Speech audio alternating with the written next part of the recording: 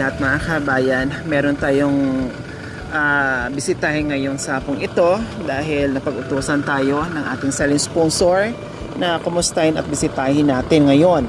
So, tingnan natin mga kabayan kung sino yung tao o bahay na bisitahin natin sa hapong ito. Tara, samahan nyo po. So, ito po mga kabayan, yung bahay na bisitahin natin. Tao po! Tao po! Mukhang may tindahan ito mga kabayan O, tindahan nga ito Hello! Nasaan si Tipoy? Ay, ikaw! Magpakilala ako. Ikaw si Tipoy. Ako si Tikay. Joke lang. So, mga kabayan, nandito na tayo sa loob mismo ng bahay ni Tipoy and Nanay Maricel. Tama. O, kumusta? Si Nanay Maricel muna. Kumusta kayo, Nanay Maricel? Ito, ano pa rin, ganun.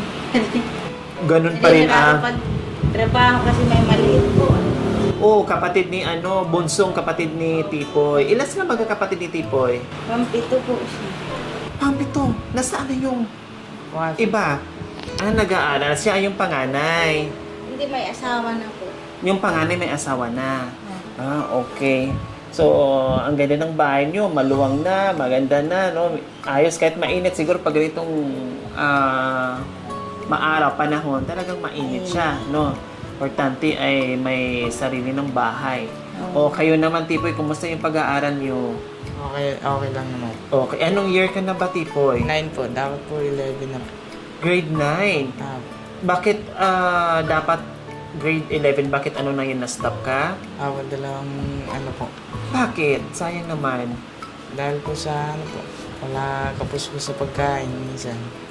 Ilang taon ka na, Tipoy? 16 po. 16. So, last year ka nag-start.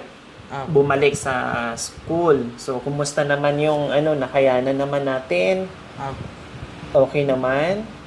Si father mo nasaan? Pumasok po siya sa trabaho. May trabaho.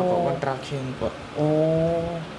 So, ayan, alam mo naman na siguro kung bakit kami nandito. Kailang din na natin babanggitin yung pangalan kasi silent sponsor nga yon, di ba?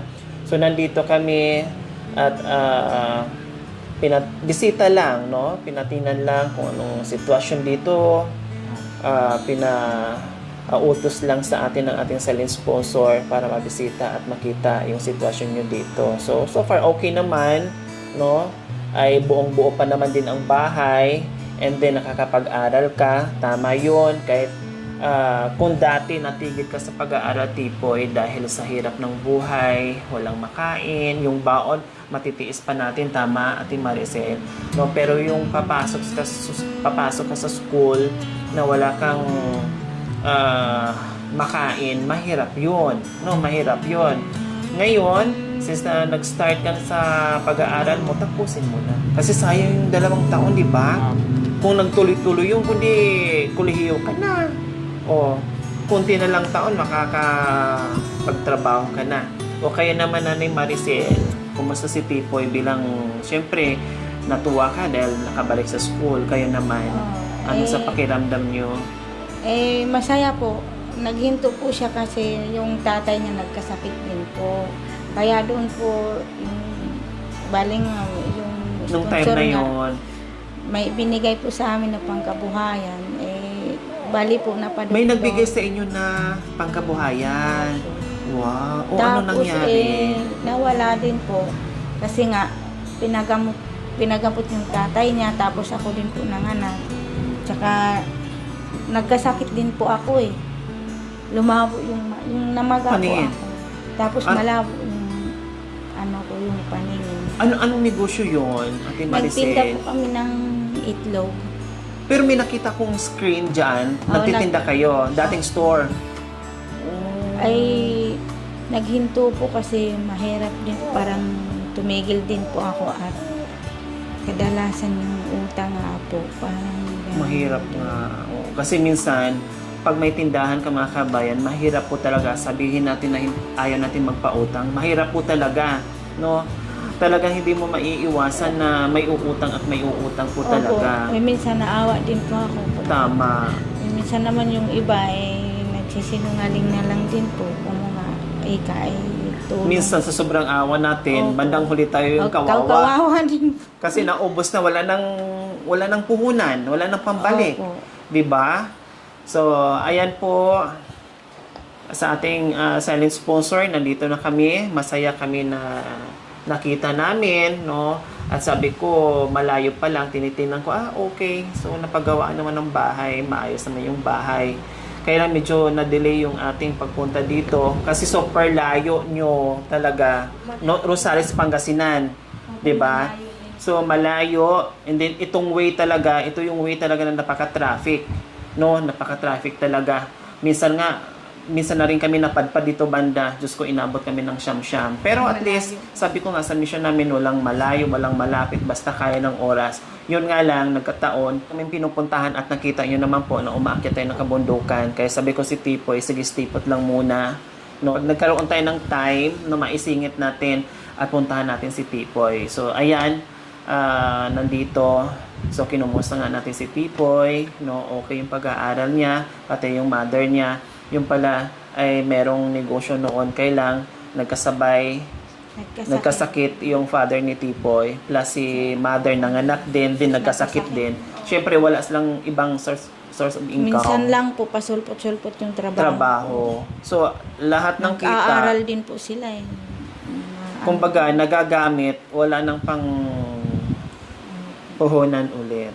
So ngayon, paano na? Yung trabaho na lang ni Mr. niyo po, Ate Maricel, yung inaasahan. ngayon lang mga 4 na araw pa lang po. Bumalik Opo. sa trabaho. Nagkaroon ulit ng trabaho. Paano naman Tipoy ngayon? Kasi siyempre wala nang puhunan, wala nang tindahan, wala nang ibang pinagkikitaan, yung trabaho na lang ni Papa na paminsan-minsan. Kumusta? Hindi naapektuhan yung pag-aaral mo? Minsan po nakaka-absent po ako extra po ng trabaho. Tinutulungan mo si Papa mo? Opo, tapos pambaon din po namin. So parang naapektuhan pa yung pag-aaral mo ngayon kasi talagang uma-absent ka para lang meron kang pangtustos doon sa pag-aaral mo. Opo. Pero tama yung ginawa mo na gumagawa ka rin ng paraan na may extra para pangtustos doon sa pag-aaral mo, pero huwag mo kalimutan, baka mamaya malibang ka na sa trabaho at tamarin ka na mag-aral.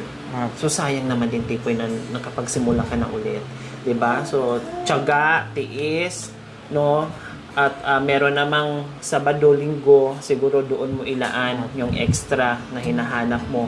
Pero yung araw ng papasok ka, syempre. Di ba, Tipoy?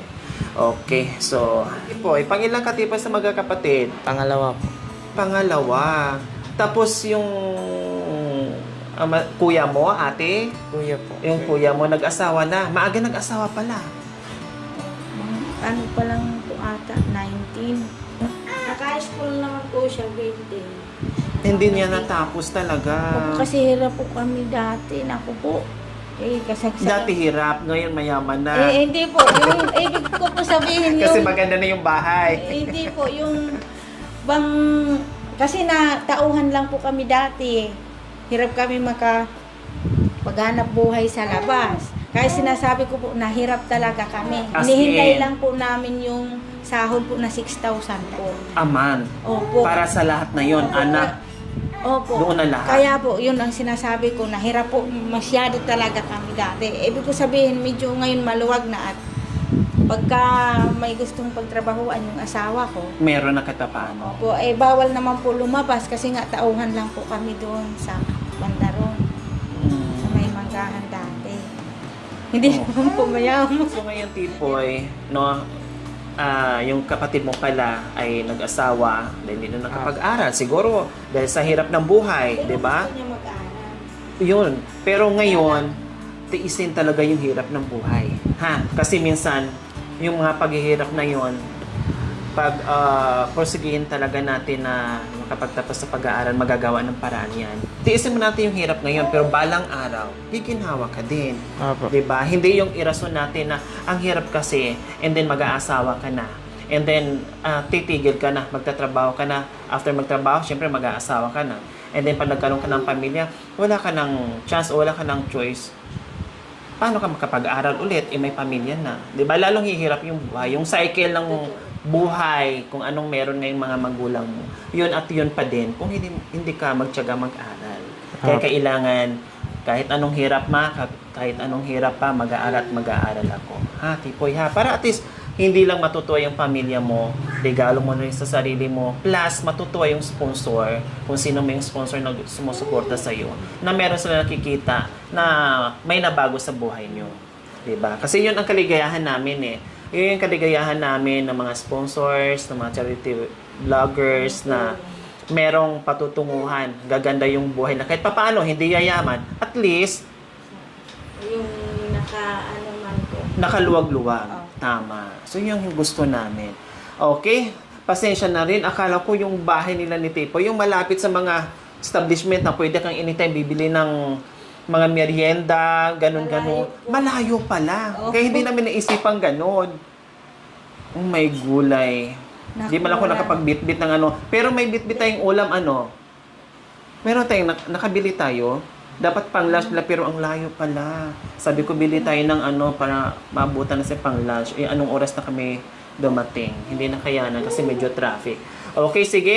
Meron kaming request ng ating sponsor. Ganito po yon, Ate Maricel and Tipoy. Ang request po ng ating sponsor ay nagbigay sa akin ng 5,000. Tapos, ang request niya, ang bili niya, ibili ng mga pagkain at pangangailangan niyo dito. Ayan. Yun yung request niya. So, kung anong yung request niya, sinusunod ko yan, no? Kahit sinong sponsor, basta may naka-specific na request, sinusunod ko yan, binibit ko yan. Kung sinabi sa akin na bahala ka na, so bahala na rin ako kung anong bitbitin. Since na sinabi niya na ito ang bilhin ko, so yun din ang ginawa ko. Ha, Tipoy and Ate Maricel. Okay, sige.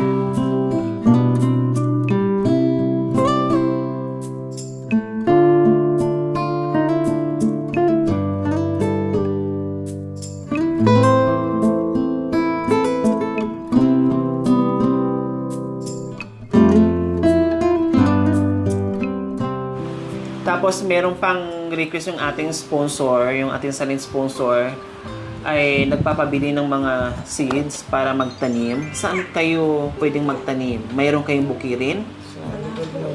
Ito lang. Pero may space kayo dyan na pwedeng magtanim. Hindi po sa amin yan. Ang amin lang po, ito lang po. Hanggang dyan, tapos yung may bakod po doon.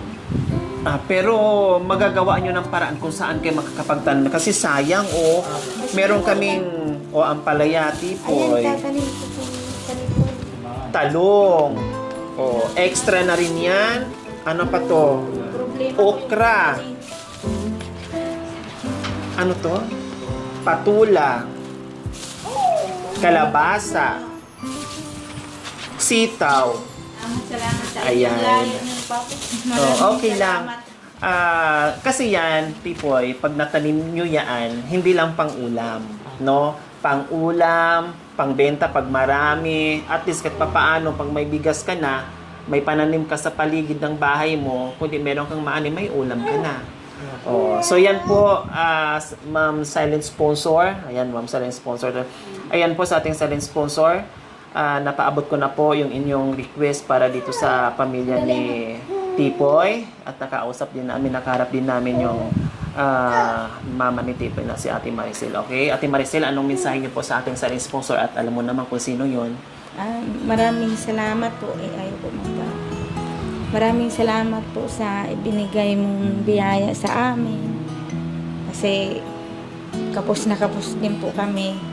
Maraming salamat. Mabuhay po kayo at mabuhay po itong nagdala din. Maraming salamat po sa Panginoon, unang-una po sa inyo. Sa sponsor po.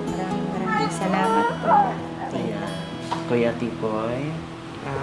Maraming salamat po kay Tita sa lahat po ng pagmamahal niyo po sa akin.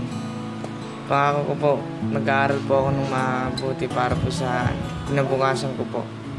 Tsaka maraming salamat po sa pinadala niyo po sa amin. Thank you po. Ingat po kayo lagi dyan, Marco po.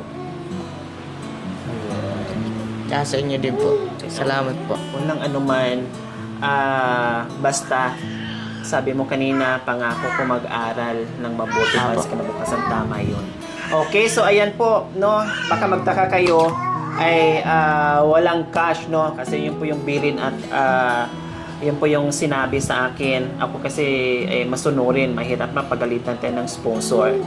At ang importante ay yung pagkain sa araw-araw meron sila. Kasi nagtatrabaho yung mister niya, si Tipoy naman nagsasideline minsan para kahit papaano may pangtustos para sa pagkain din nila. So ngayon, pagkain naman na to, and then kung meron man kita si mister kasi 4 days pa daw na may trabaho yung kanyang papa ni Tipoy. So at least hindi na magalaw yon, ibang paggagamitan kung ano man yung sahod ng kanyang mister. Okay, so muli maraming salamat po sa inyo, sa inyong ganito ang puso. Naway pagpalain po tayo ng Panginoong Diyos araw-araw, naway bigyan po tayo ng kalakasan ng katawan sa araw-araw, naway bigyan po tayo ng mahabang buhay pang sa ganun, marami pa tayong mapasaya na tulad nila. So mga kabayan, huwag niyo pong kalimutan, paki-share and subscribe sa aking YouTube channel, Lori Aquino Talita. Maraming salamat po, Gabi sa Sol. Bye, Ate Maisel and Salamat Kuya po. Tipoy.